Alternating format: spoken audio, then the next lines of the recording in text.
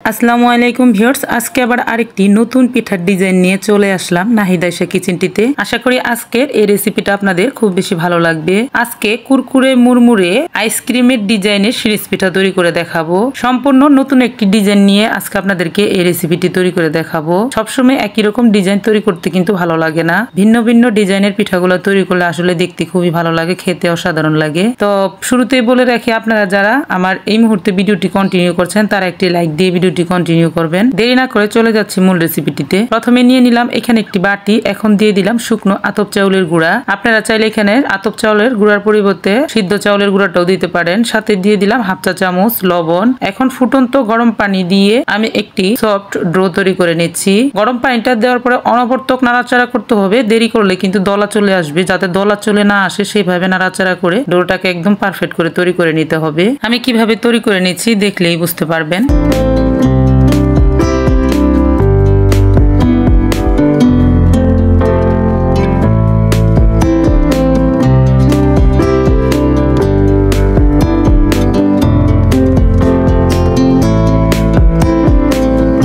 ডোটা আমার একদম রেডি করা হয়ে গেছে। এখন আমি 4 ভাগে ভাগ করে নিয়েছি। 3টি বাটিতে আমি ফুড কালার দিয়ে দিব।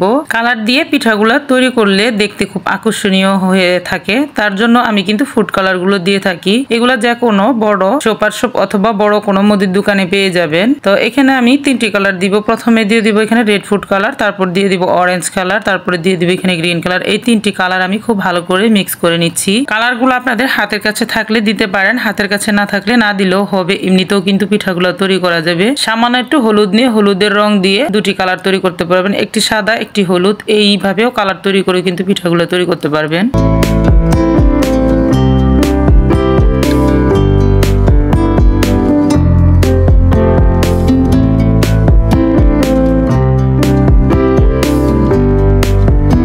কালারগুলো আমার এখানে রেডি করা হয়ে গেছে। মোট 4টি কালার আমার তৈরি হয়েছে, আর 4টি কালারের জন্য 4টি সিরিজ নিয়েছি আমি। আজকে সিরিজ দিয়ে পিঠাগুলো তৈরি করব। আপনারা চাইলে কিন্তু সিরিজের পরিবর্তে এখানে পলি দিয়েও কিন্তু তৈরি করতে পারেন। সেগুলো হতে পারে যে কোনো চিপসের পলি অথবা যে কোনো চিনির বা ময়দার, এরকম যে কোনো পলি দিয়ে কিন্তু ডিজাইনগুলো তৈরি করতে পারবেন। তো পিঠা তৈরি করার জন্য এখানে আমি একটি আইসক্রিমের ছবি এঁকে নিয়েছি, আর এখন তার উপরে দিয়ে দিলাম পলি। পলিতে পিঠাগুলো তৈরি করব। আপনারা চাইলে কিন্তু যে কোনো কলা পাতা বা কাঁঠাল পাতা অথবা পেপার কাগজও তৈরি করতে পারেন। আর দর্শক, অসংখ্য ভিডিও কিন্তু আমার পিঠার আপলোড করা আছে, আপনারা চাইলে সেগুলো দেখে আসতে পারেন। সেখানে আমি সব ধরনের জিনিস দিয়ে কিন্তু পিঠাগুলো তৈরি করেছি। পাতার উপরও তৈরি করেছি, আবার পেপার কাগজের উপর তৈরি করেছি। আপনারা চাইলে আমার একটি ভাইরাল ভিডিও আছে সিরিজ সারা সিরিজ পিঠার রেসিপি, চাইলে সেটাও দেখে আসতে পারেন।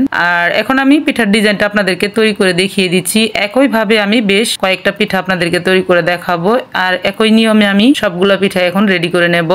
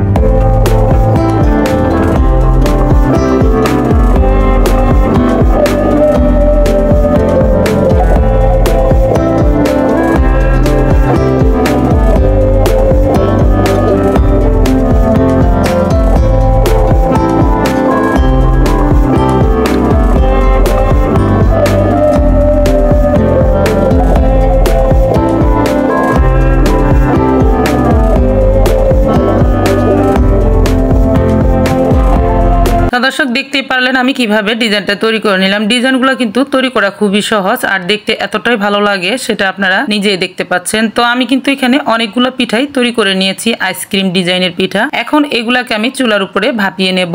আর চুলার উপরে ভাপিয়ে নেওয়ার জন্য আমি একটি ডিস্কো পাতিল বসায় রাখছি আগে থেকে পানি দিয়ে। পানিটা বলক চলে আসছে, সুতি কাপড় দা বেঁধে দিয়েছি আমি পাতিলটাতে। আপনারা আপনাদের সুবিধা মতন কিন্তু চুলোতে ভাপিয়ে নিতে পারবেন। আর এখন আমি দুটা দুটা করে পিঠা দিয়ে মাত্র 40 সেকেন্ড করে রাখবো, তারপর আমি নামিয়ে নেব। এভাবে সম্পূর্ণ পিঠাগুলো ভাপিয়ে নিচ্ছি।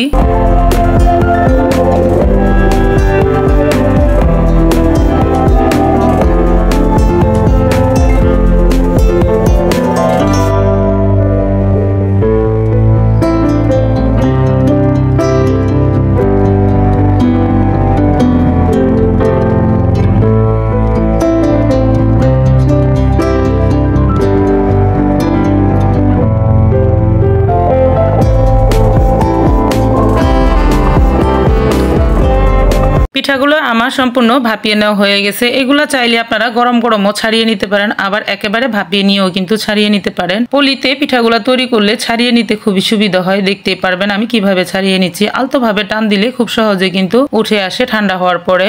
আর এগুলা কিন্তু হাতেও লেগে যায় না বা পলিতে কোনো তেল ব্রাশ করারও কোনো প্রয়োজন নেই। এভাবে আমি সবগুলো পিঠাই ছাড়িয়ে নিচ্ছি।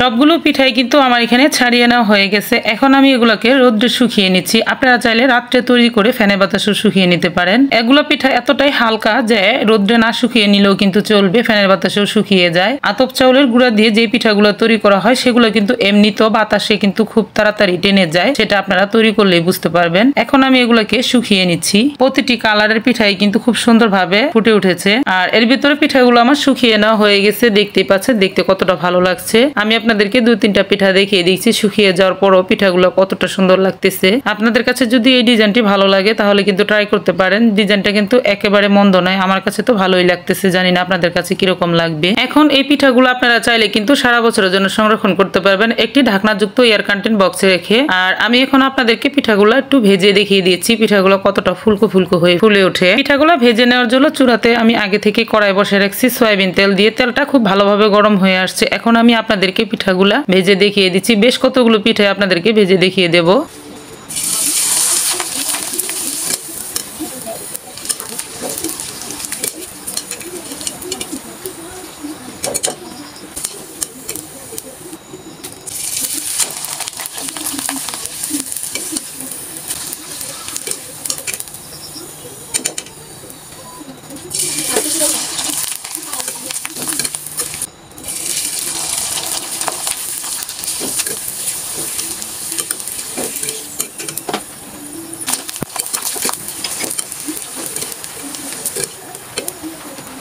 পিঠাগুলো কিন্তু আমার ভেজে নেওয়া হয়ে গেছে, দেখতেই পাচ্ছেন প্রতিটা পিঠাই কিন্তু ফুলকো ফুলকো হয়েছে আর ভেঙে যায়নি কোনো পিঠাই। এখন আপনারা চাইলে এই পিঠাগুলোর উপরে কিন্তু চিনি ছিটিয়ে দিয়ে অথবা মিঠাই শিরা করে ছিটিয়ে দিয়েও খেতে পারেন, আবার চাইলে কিন্তু এমনিতেও খেতে পারেন। আর পিঠাগুলো ভেজে নেওয়ার পরেও কিন্তু পুরো আইসক্রিমের মতনই লাগতেছে। বাচ্চারা কিন্তু অনেক আনন্দ সহকারে এই পিঠাগুলা খেয়ে নিবে। তো আপনাদের কাছে ভালো লাগলে ভিডিওটিতে কিন্তু একটি লাইক দিয়ে দিবেন। আর দর্শক এখন আমি আপনাদেরকে একটি পিঠা ভেঙে দেখিয়ে দিচ্ছি।